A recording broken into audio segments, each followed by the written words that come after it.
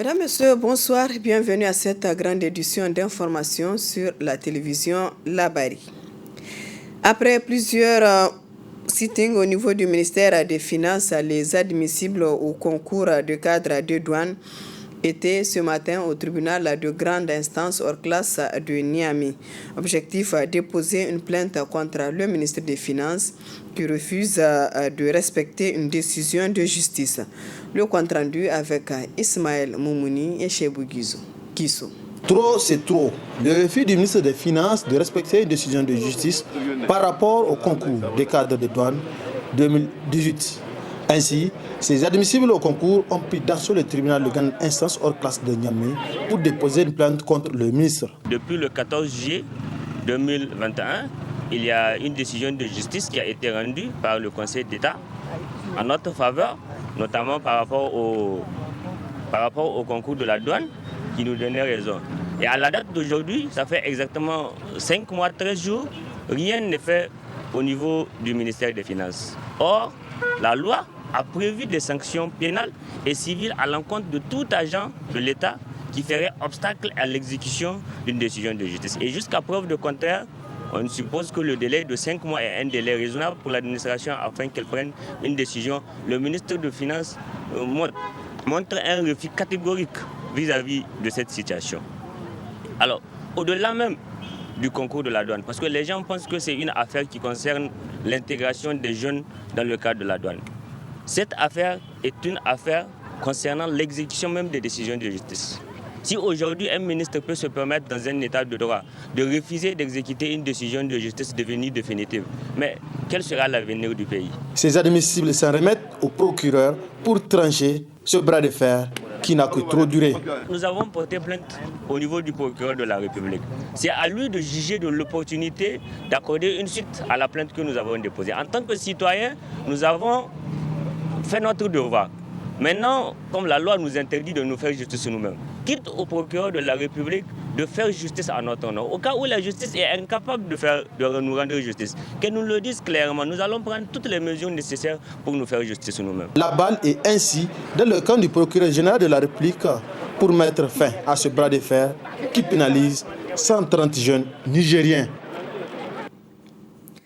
Valeurs sociales et culturelles, la compétition du sabre national qui se repose principalement sur un aspect traditionnel d'autrefois se modernise de nos jours compte tenu de tout un tas de dispositions qui y a affaire à son organisation. Selon certains, ces dispositions l'éloignent de son aspect traditionnel. C'est un sujet traité par Ibrahim Boubacar et Abdel Nasser Seydou. Marquée principalement par la globalisation et la mondialisation, la lutte, qui autrefois est spécifiquement traditionnelle, tend vers des allures plus modernes que traditionnelles. La compétition du sabre national est de nos jours couronnée de toutes sortes de dispositions pour sa réglementation, que d'aucuns considèrent de trop modernes que traditionnelles.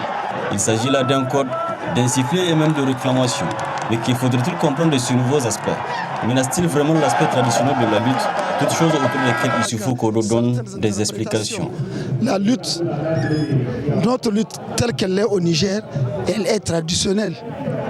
Et dans son fondement, elle reste et demeure traditionnelle. À partir du moment où tout ce qui est tradition gravite autour de cette discipline. Vous avez vu le rituel des lutteurs avant de commencer.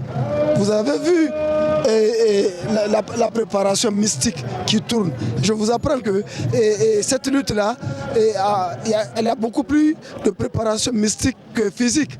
Puisque, évidemment, dans notre tradition, on n'a pas cette maîtrise d'entraînement qui a un caractère scientifique. Il faut faire tel nombre de kilomètres, tel nombre de musculations. Oui, et si c'est ça le modernisme, ça je ne peux pas accepter cela.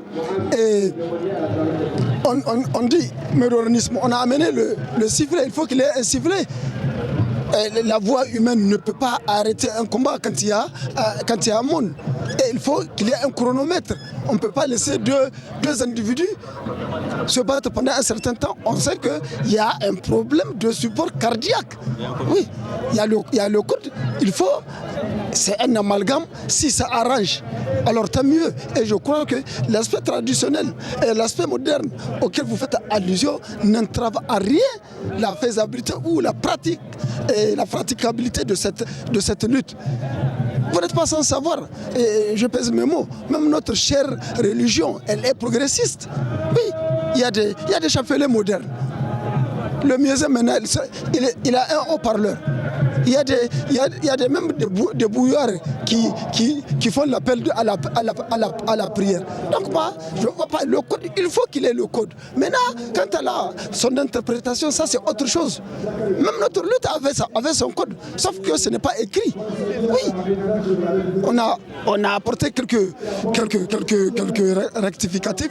Moi, selon moi, à mon humble avis, ce qu'on a ajouté par rapport au code déjà existant n'entrave à rien. La réclamation, il y a toujours ça. Même dans notre société, il y a lutte, on l'a tracé, on m'a dit non, il a fait ceci, c'est pas comme ça. On réclame et on dit nous, le bon sens dans notre tradition, dès qu'il y a doute, on les remet. Ainsi qu'elle se modernise ou reste traditionnelle, c'est son aspect fondamental qu'il ne faut jamais perdre de vue, à savoir les valeurs qu'elle incarne. Cérémonie de passation du commandement ce lundi à la place d'armes de la gendarmerie nationale. Le haut commandant sortant, le général Salifou Akasso, a passé le témoin au haut commandant entrant, le général de corps d'armée Lawal Shekou Kore. C'est le ministre de la Défense nationale qui a présidé la cérémonie. Le compte rendu avec Hassan Saleh Mustafa.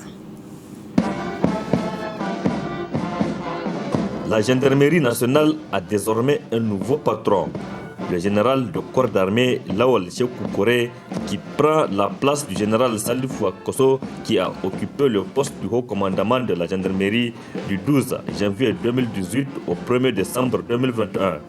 Près de 4 ans de commandement dans un contexte d'insécurité grandissante, notamment dans la région de Tillabéri.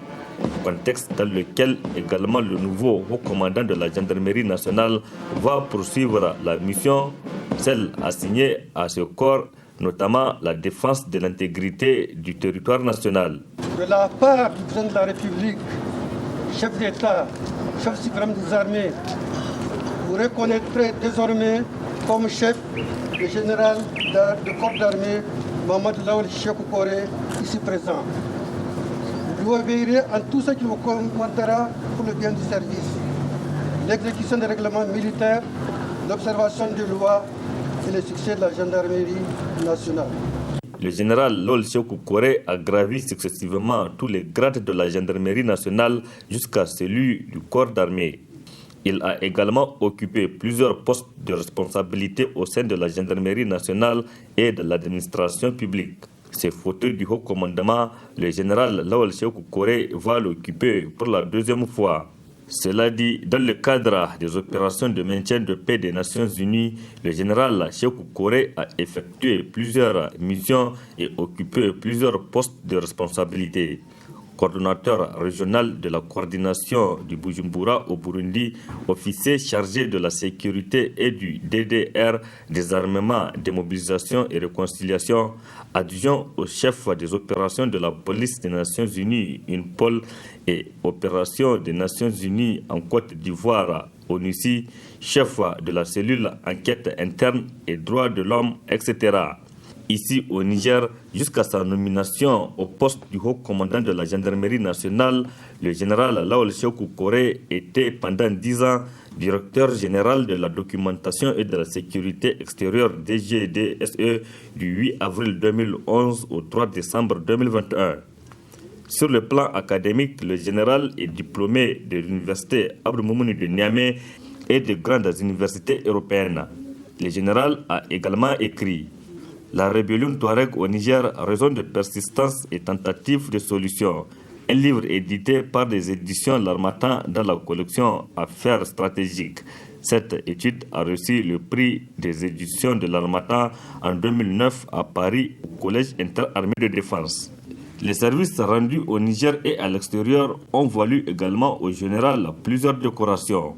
Chevalier de l'Ordre du Mérite du Niger, officier de l'Ordre du Mérite du Niger, chevalier de l'Ordre national du Niger, officier de l'Ordre national du Niger, commandeur de l'Ordre national du Niger, grand officier de l'Ordre national du Niger, grand croix de l'Ordre national du Niger. À l'international, il a reçu 3 médailles des Nations Unies pour mission au Burundi, 4 médailles des Nations Unies pour mission en République de la Côte d'Ivoire, officier de la Légion d'honneur française, médaille d'or de la défense nationale française avec étoile de bronze. Cette cérémonie de passation de commandement s'est déroulée en présence du ministre de la Défense nationale, des généraux et officiers des forces de défense et de sécurité, des officiers subalternes et des hommes de rang.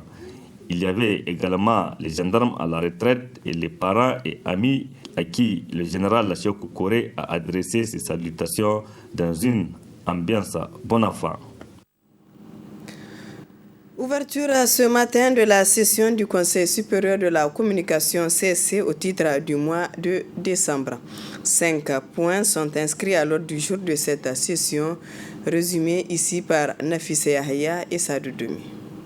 5 points sont inscrits à l'ordre du jour de cette session ordinaire du Conseil supérieur de la communication CSC au titre du mois de décembre 2021. Il s'agit de l'examen, adoption du procès verbal de la session ordinaire du mois de novembre 2021. 2. Information sur le CSC. 3. Examen et adoption du rapport de mission de contrôle de conformité technique des médias. 4. Examen et adoption des rapports de commission d'instruction et 5 questions diverses. Au cours de cette session sera aussi examiné et adopté les différents rapports qui ont été produits à l'issue des différentes missions déployées par le CSC courant novembre 2021. Il vous souviendra que courant novembre 2021, le Conseil supérieur de la communication a déployé 4 missions sur l'ensemble du territoire national afin de procéder au contrôle de conformité technique des médias.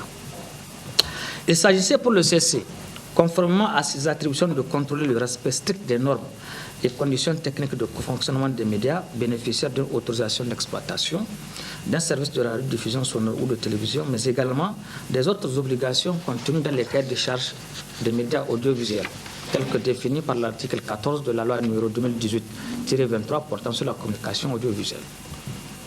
Ces normes se rapportent au respect des grilles de programme, la tenue des cahiers de charges, des cahiers d'antenne, le respect des balises de signalisation, de paratonnerres, des tailles d'antenne, des rayons de couverture, entre autres. Nous allons donc examiner et adopter, mesdames et messieurs, au cours de cette session, les différents rapports qui ont été produits à l'issue de ces missions et prendre les mesures appropriées pour que les différents manquements constatés soient le plus rapidement corrigés. Outre les rapports de mission de contrôle de conformité technique des médias effectués au début du mois de novembre sur toute l'étendue du territoire national, nous allons examiner et adopter les rapports des commissions d'instruction. Il s'agit des rapports de la commission éthique, déontologie et carte de presse et de la commission suivi des cahiers de charges, accès équitable et publicité. Tout en félicitant les équipes pour la qualité du travail abattu au cours de ces missions, le président du CSC a souhaité plein succès aux travaux de cette session de décembre 2021. Lancement officiel ce matin à l'hôtel Noum de Niamey de la conférence débat sur la promotion de Nexus eau, sécurité, paix, enjeux, défis et opportunités pour la jeunesse en Afrique.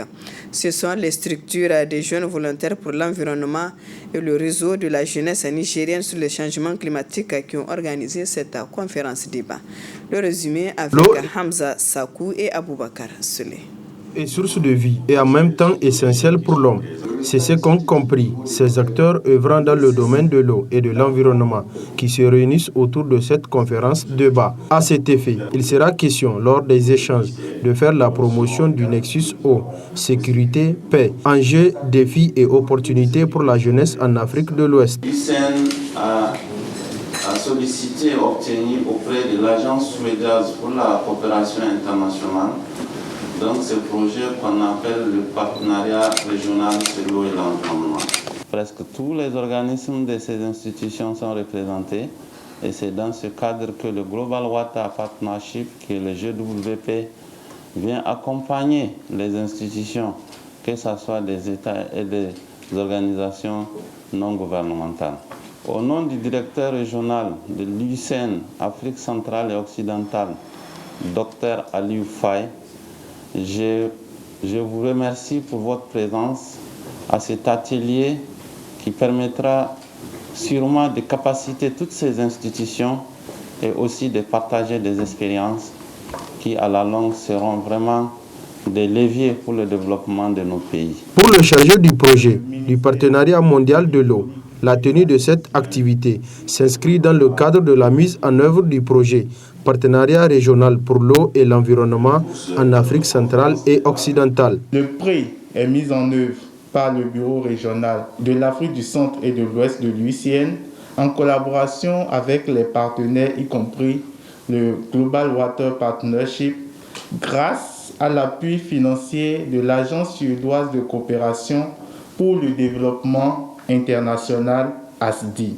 Le but du projet PRE est de renforcer la résilience des écosystèmes naturels et des communautés locales dans les bassins fluviaux et lacustres d'Afrique centrale et occidentale à travers le renforcement de la mise en œuvre de l'AGI et de la résilience des communautés et des écosystèmes afin de prévenir et de gérer des conflits d'usage des ressources naturelles dans les bassins du Niger, de la Volta, du Mono, du lac Tchad et du massif du Fouta-Djallon. Cette conférence débat a été une occasion pour le secrétaire général du ministère de l'Hydraulique et de l'Assainissement de réitérer l'engagement de son entité ministérielle à accompagner ces organisations œuvrant dans ce domaine pour une eau potable pour tous. Voilà, mesdames, messieurs, ici prend fin ce journal. Merci à vous de l'avoir suivi et excellente soirée en compagnie du programme de la télévision La Bari.